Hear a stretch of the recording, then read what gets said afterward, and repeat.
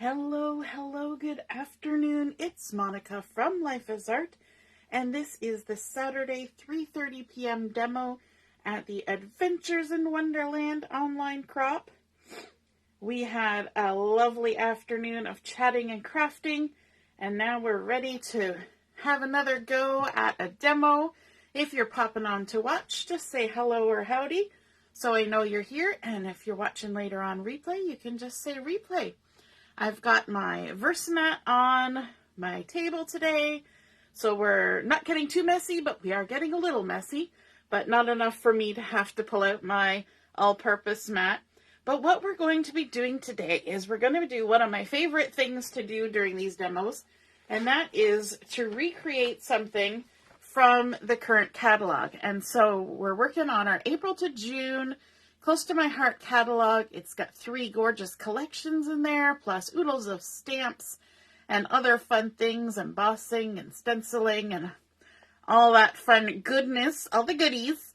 And so we're going to recreate something from the very far back of the catalog. On page 50, we have these beautiful cards, and I've got to tell you that along with the turtles and the ouch, that looks like it hurts, or that sounds like it hurts, this was the page where I had to buy everything on this page. So over here on the right hand side, you can see we have a bouquet stamp that stamps out a bouquet of flowers, which is awesome. Sometimes we like to create those, but then there's masking and stamping and more masking and more stamping, and you can do it, but it's so nice sometimes when you get it all as one complete bouquet. Then there's this gorgeous sentiment stamp over here that says, be who you are, do what you love, go where your heart leads you. And those were actually our door prize when we did the catalog launch party for this catalog. So 2 people won that one, which is super fun.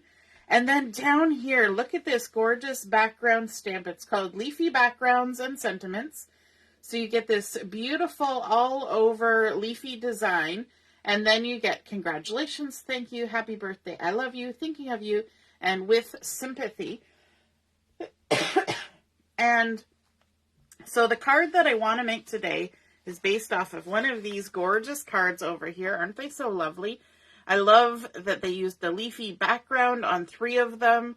I like all the sanding. You'll notice the edges are sanded on these projects, except for this one. It makes them look a little bit rustic, a little bit distressed, and I love, love, love. And actually this sort of technique where the bunch of flowers is stamped in 2 different places, I did that last night. And do you think I know where my stamp, where I put my card? Probably not. Nope, I don't see it. I'll have to show it to you another time. But it was super pretty, I thought. Anyway, so I'm going to recreate this card from down here at the bottom.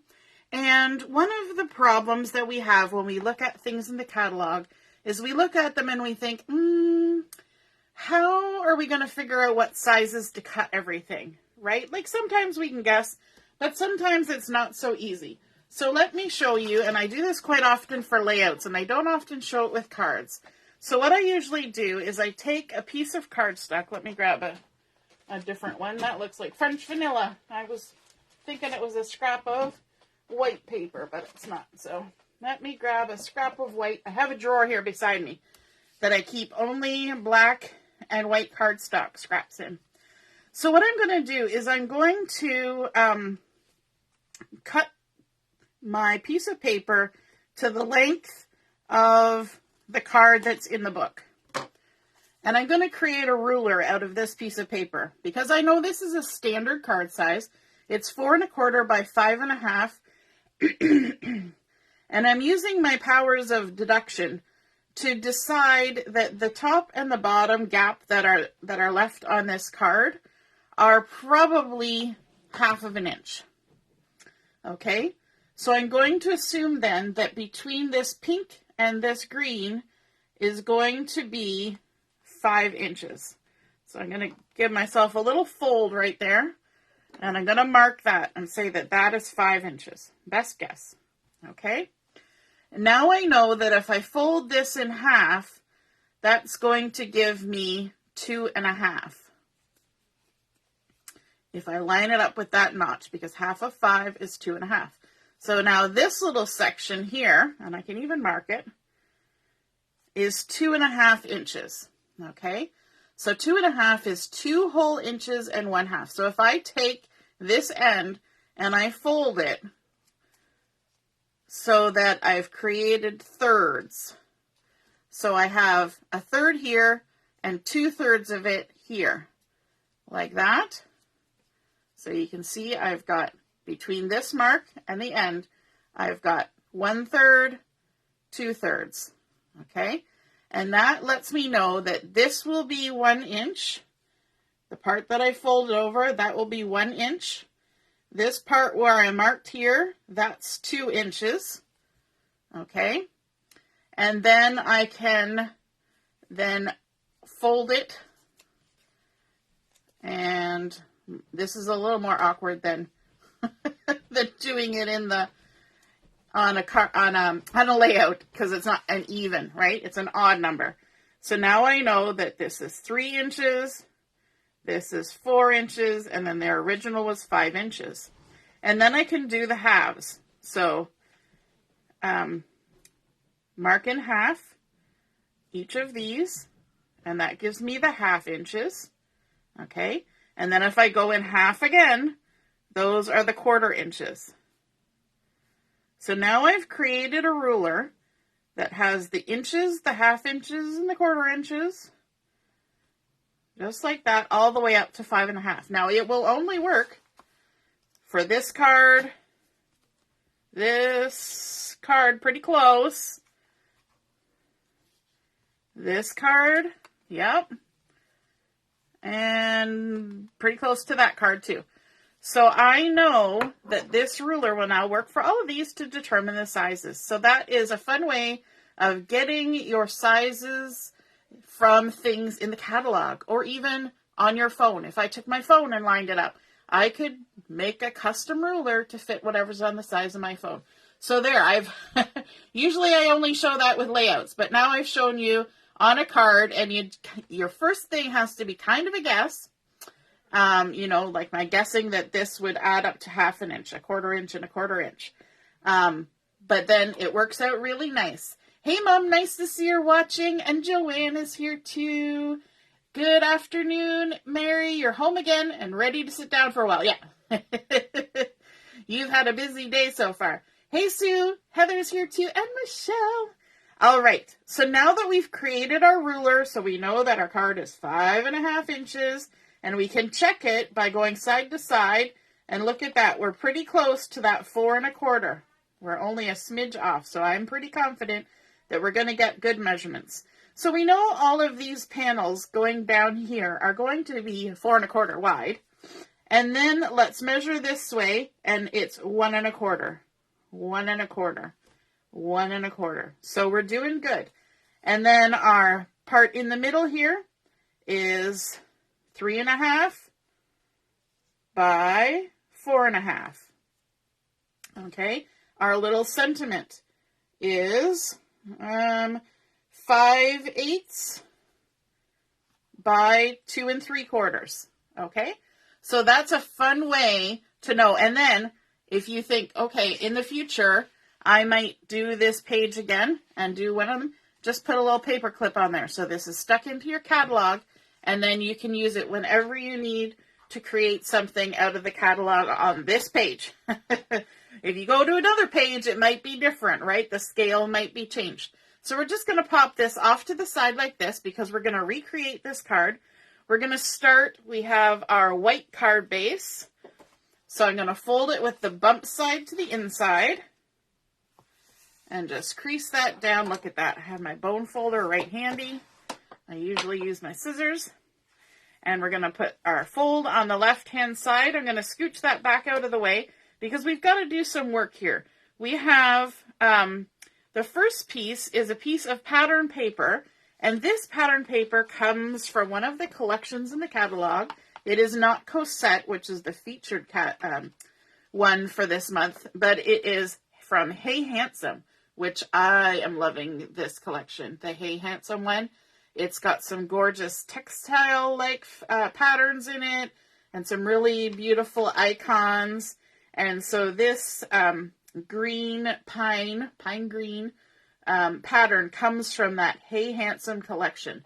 And so if you're looking for something a little bit more masculine maybe, but I think it works for anybody, take a look at Hey Handsome. It's gorgeous. That's going to be the featured collection next month. So you're going to see me creating with a lot of that next month.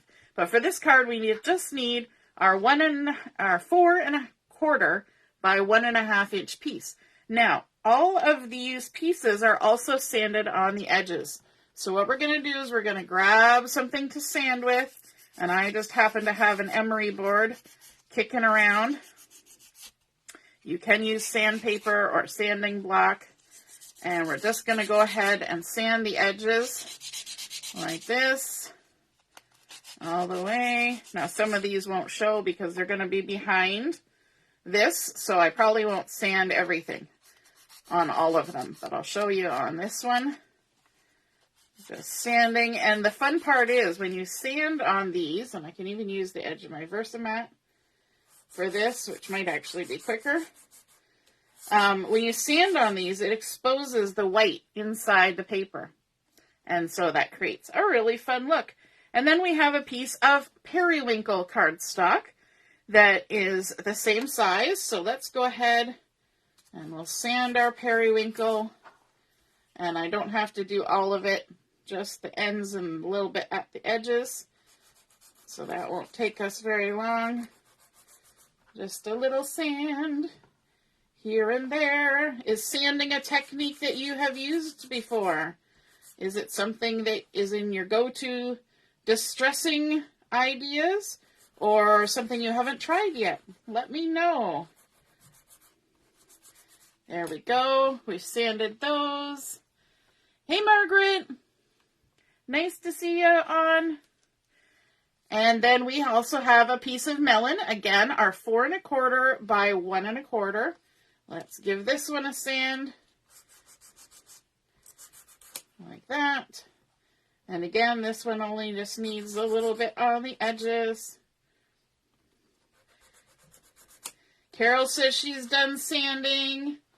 Yep, it's a nice one, especially if you like sort of a rustic look, a little bit distressed.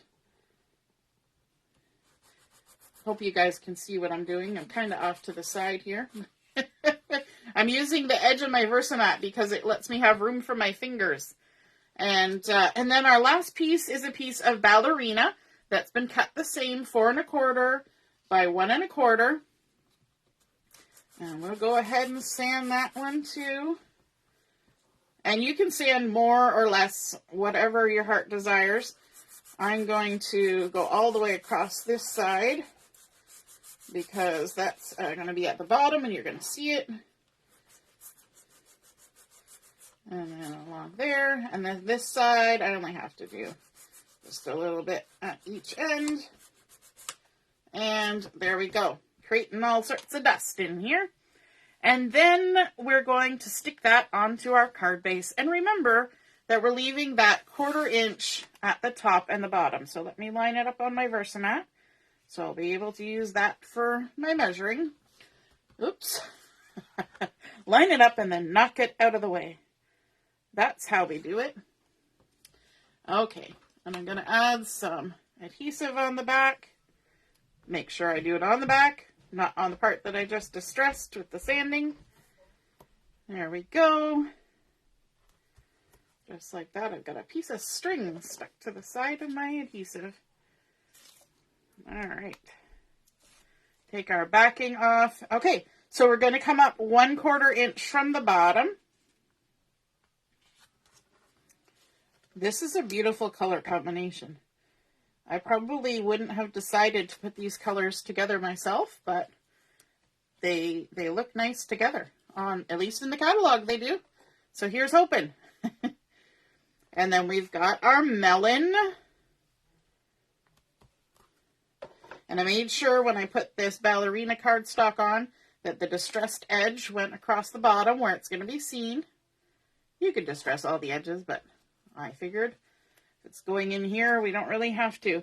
Now, there isn't really a lot of gap left in between. We're lining them up pretty close, I think. Let me double check that, because if I'm supposed to leave a gap, I should leave a gap.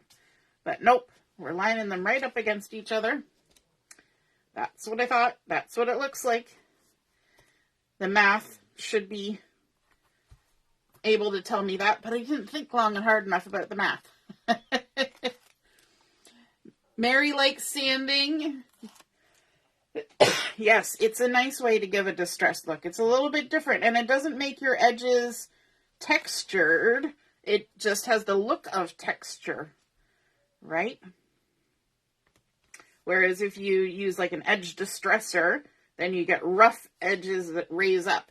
So this is nice if you want it to look distressed but not have any texture on it, so that whatever you stick on top lays flat.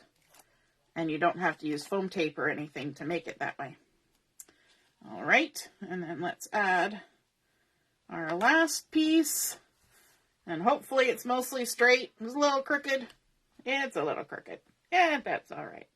Okay, so our next thing we need is a piece of sage cardstock. And actually, when I first looked at this, I wondered if it was actually watercolor painted, because they did a lot of distressing around the edges, but it's not. It's just the way it's been sanded. So we've got to get ourselves a piece of sage cardstock that has been cut to 3.5 by 4.5, which I've got here. And I've got the big Leafy stamp from our Leafy Backgrounds and Sentiments loaded into my MISTI so that I can handle such a large stamp. And I've got a scrap piece of paper just shoved in here because the stamp is bigger than my piece of paper. So instead of getting ink everywhere, all I have to do is add that scrap paper. Now I want to grab some pine ink, which I didn't grab ahead of time. So I'm just leaning way over here to the other side of my table. And we're going to ink this beautiful stamp up with some pine ink. And this is a new stamp, and I haven't used it before. So I did season it, rub your hand on it or rub your arm on it. I did do that. And then we can go ahead and ink it up. And make sure we get as much ink on there as we think we need. I really only need to aim for the middle. And it's supposed to look distressed. So if there are pieces of it that don't get super well inked, it's okay. It just looks distressed. And I can already see that there is a spot where I did not get ink on it. And unfortunately, even though I'm using a platform, it's not held down because of the size of the stamp. So, I might not get a second chance to stamp it, but that's okay. We're going to go with it and lift that up and move it over. The other option would be to have a full piece of sage and then, my brain has stopped. Have a full piece of sage and then cut your piece out of it. But I decided to go with it this way. Now I'll give that just a minute. Let the ink settle before I go ahead and distress it. And then we're going to do the same thing that we did with the other ones. We're just going to go around the edge and we're going to give it distressing. But this one gets a lot of distressing from the look of the catalog. And so I'm going to do my best to give it a good amount of distressing. And I might even hold it in my hand once I get the edges done. In order to do that, you want it right on the edge of your Versamat there. This might be quicker.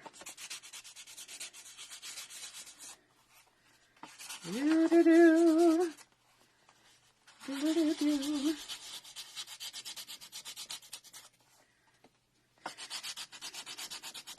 Go all the way around.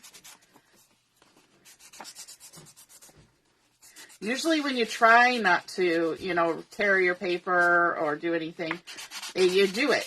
Now when I'm trying to get some of that color off, it's like, no, we like being pristine. We don't want to get messed up. There we go. This is fun. I think my kids would love to come in and do this. I had some really gritty sandpaper that my husband gave me yesterday, or the day before, whichever day I was using it. And where is it? I wonder if that would do a better job to get. It was too gritty for what I wanted to do the other day, but it might just be the ticket for this, because it was very aggressive.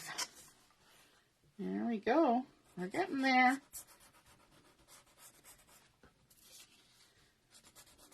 So fun. See? There, we're getting it. I needed a little heftier grit. I needed some grit. This is looking really cool. I'm making all sorts of dust on the side of my Versa mat down there. I'm going to have to get the vacuum in here and suck up some dust. All right, there we go. How cool is that? Look at all that distressing. So fun. All right, and I think I'm supposed to add some foam tape to this. So let me just reach over here, find my foam tape. I'm going to use thin foam tape because we're going to do another layer that has foam tape as well. Oh, that one's stuck down now. It just jumped right on there. That's okay. And we'll add our foam tape. I love this sage green. It's such a pretty green. Does anybody else have favorite blues and favorite greens? I know I do, for sure. This is such a large chunk, so I'm adding extra foam tape. I don't usually use that much foam tape. All right, let's bring in our card base. My mom uses the edges of an old plastic veggie cutting board for her sanding. Yes, because that would be even higher than a Versamat. That's a great idea. I might have to go look in my kitchen and see what I got. Either that, or I could just get my husband to bring me a chunk of wood, because he's got oodles of wood, right? Out in his shop. That's where I got sandpaper from. All right, there we go. And let's center this on here. Go up a little, like that. Lovely. All dusty, dusty. And then we have our flower right here, and that is from the Bouquet stamp. And it's so pretty. I just love it. There's 3 large flowers, and then there's a couple smaller ones, and then there's some little buds and some little sort of berries. There's not really any leaves on this, and so it's kind of nice that we're combining it with this leafy background. So I've already gone ahead and stamped this, and I stamped it on some distressed watercolor paper, but you could totally just use the white cardstock. The only reason why I did it on the watercolor is because they used watercolor paint to paint this, and I don't often do the watercolor painting on here for you guys, but I'm going to do it today because we're recreating what's in the catalog. And so this is the watercolor paints that we carry. My children have borrowed it a few times, if you can tell by all of the paint that's hither and thither, and also the white acrylic paint that my daughter threw in there just for fun, apparently. And so we're going to do some painting, and I'm going to grab a tissue here for on the side for cleaning off my water brush in between colors. And I went ahead and I have already fussy cut this, as you can tell. I believe you can get it with thin cut, but I just got it that way. Now, on here, I'm going to be using this color for the larger flowers, because that is the closest color to what's in the catalog. And then I'm going to be using some blue here and a tiny little touch of yellow there. So let's get painting. And all you have to do, if you're using traditional watercolors, then what you would want to do is to add some water to the colors that you want to use before you use them. And that helps to get them livened up. These are just craft watercolors, so you just kind of use them as they are. I do like to have a little scrap of paper on the side just to test my colors as I go. So if you need to add more water, less pigment, then that's the way you can tell, is just with a little scrap. I do that even when I'm just regular watercolor painting. So then we can go ahead and start applying some color to our flower. And I would start in the center and just kind of brush to the outside. This is not fancy watercolor. This is just getting color onto our flower, okay? And you don't even have to go right to the ends because, you know, the ends of your flowers can be a little bit faded in color. And this is going to be very soft. We're going for a very soft color. If you want to add a little more color near the center, you can just kind of dab on a little bit more, and that will kind of help give it that watercolored look. And then let's go ahead and we'll also do this flower, and we'll just push it out to the ends like that. Push it out, add a little more, and a little bit there. And then the sides that are turned up here, where the back of the flowers to us, we could do that a little bit darker, just for some contrast. So get a little extra color on there. And then we also want to color the little buds. And those are going to get a little extra color as well. Just like that. And there we go. And like I said, you don't have to have watercolor paper to do this. It's just, it does make it a little easier, but it's not essential. And then let's also grab our blue. So when I wanted to change colors with my water brush, all I did was give it a little squeeze and then rub it off, and that just removes any paint that's sitting in the bristles. And then we can move on. Now, one thing I should tell you, when you're using one of these paintbrushes, you don't want to like jam it in there and scrub it around for days, because you don't want any of the paint to travel back up into the water that's in the handle. You want to just have the paint on the tip of your paintbrush. Okay, you don't want to get too violent with it. So I'm going to give it a little squeeze and get some water in there. And then I'm going to check my color. Now that is too dark. So what I need is more water and less paint. And the way you can do that is, if I bring my palette around a little bit here, I'm just going to randomly use this one. You just put it in here and give it a little squeeze, so you're just adding more water in. And then when you take a look, see, now it's almost disappeared. So we can add a little bit, give it a test. And when you're happy with the color that you've got, then you can go ahead and add it to your flower. So let's add some color onto this guy here. And I'm having a hard time seeing in my, because it's wet from the water, and then the lights are shining on it. So there we go. Add some blue onto our flower, like that. And we're kind of trying to emulate the Periwinkle color. So it's sort of a purpley blue, which this particular one is sort of purpley blue.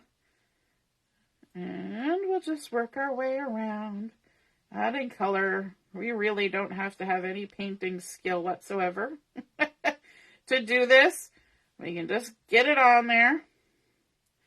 And then let's also add a little bit on this little flower here, like so. And I've also noticed that I forgot on this leaf here, I forgot to add any color. So I'm going to just pick up a little bit. I think that's too much. And, oh, no, that's not enough. We'll add some color. That's the back of that petal right there. So there we go. You always find the one you missed. And then I'm going to add some yellow. I know I'm swiveling this around everywhere. I'm going to add this yellow right here. And I'll just check my color. I want a little less. There we go. I want it barely there yellow. And just paint that on. Easy peasy. We can even put a little bit of yellow on the base of those flowers if we wanted to emulate a little bit of something other than the pink. And there we go. We'll clean off our brush.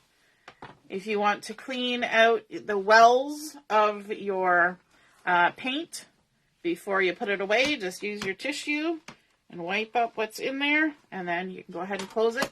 Now don't dump it over because there's still water in those ones, but that's it. That's the trick to watercolor painting. Not much of a trick. It just is a thing. All right, so I'm going to set that aside for a moment, and we need to stamp out our sentiment. And the sentiment on this card is the thinking of you from the Leafy backgrounds. And I've got that loaded up on my block here. I've got my black ink. I'll just scooch that so I don't stick it in there. Thinking of you. We're going to center it on here. Thinking of you. Hopefully I center it. If not, I have a second one. Oh, I didn't center it. We'll try again. That's why I always cut a second one, just in case. And then we'll decide which one's the best one. Yep, that one's better.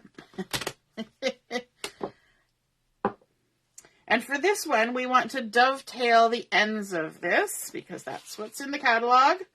So to dovetail our ends, all we're going to do is we're going to make a little snip in the center at the end, maybe 1/4 inch in, and then we're going to come from the bottom corner to the top of our snip, and then from our top corner to the snip again, and then we'll move to the other side.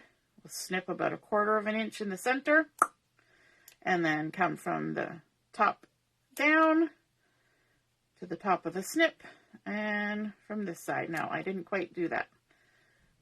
In the right spot on this side. There we go. That's better. Okay, and now we also have to add some diamond stickles. Let me see, I forgot to grab those out. They're in my drawer here. Diamond stickles. So we'll get that ready. And also some gold shimmer brush. And I don't think I have gold shimmer brush. So I am going to grab my other gold stickles, if I have them here. I totally forgot to grab my stickles beforehand.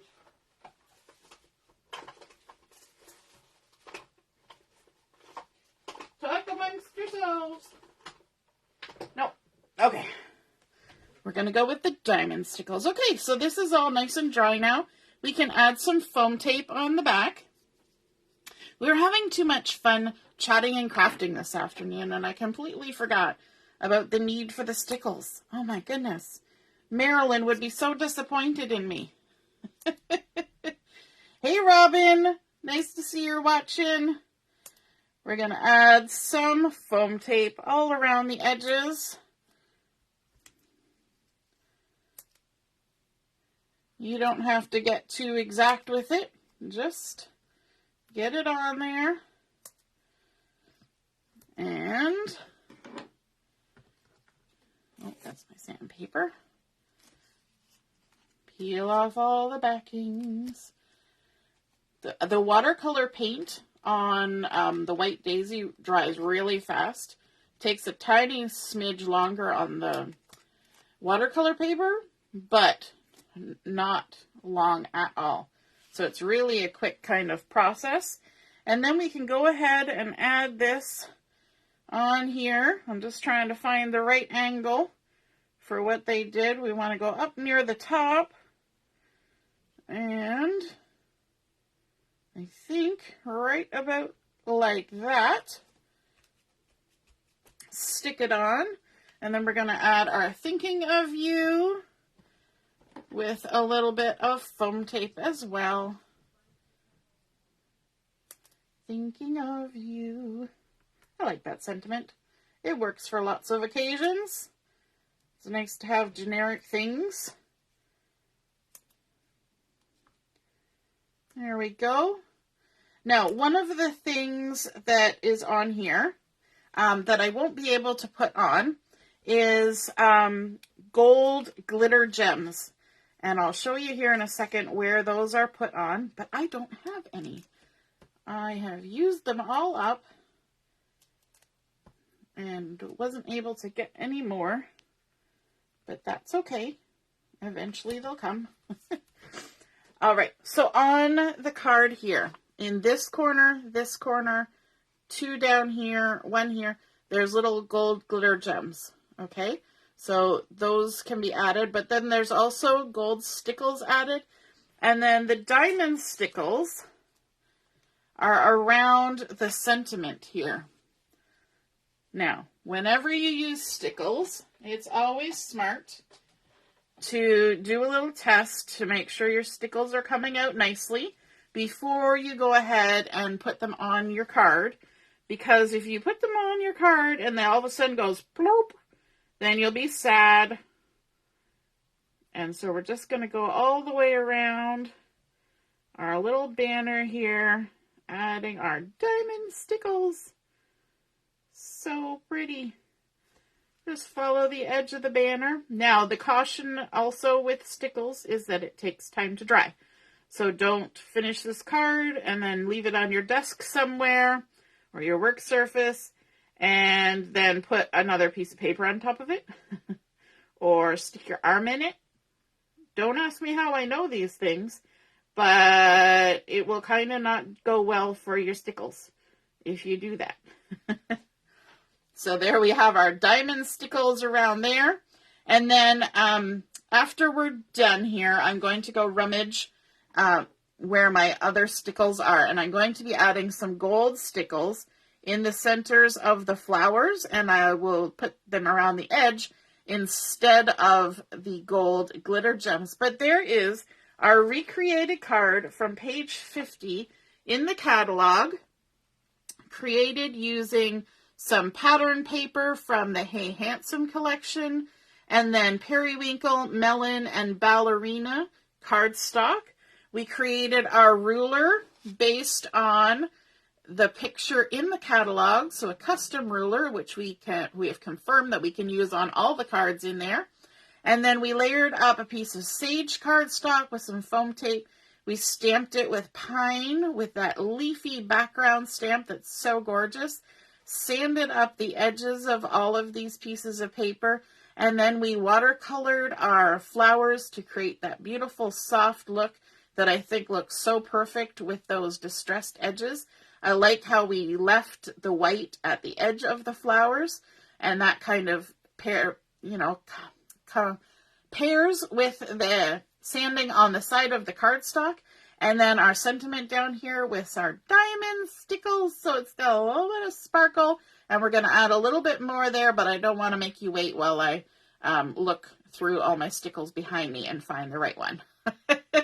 So there we have it, the recreated card, learning how to do that ruler and working on our sanding and watercoloring. I hope you guys enjoyed that. And we will see you again soon. We have Chat and Craft this evening starting at 7 o'clock. And it says 7 to 9 plus because we quite often stay on past 9 o'clock.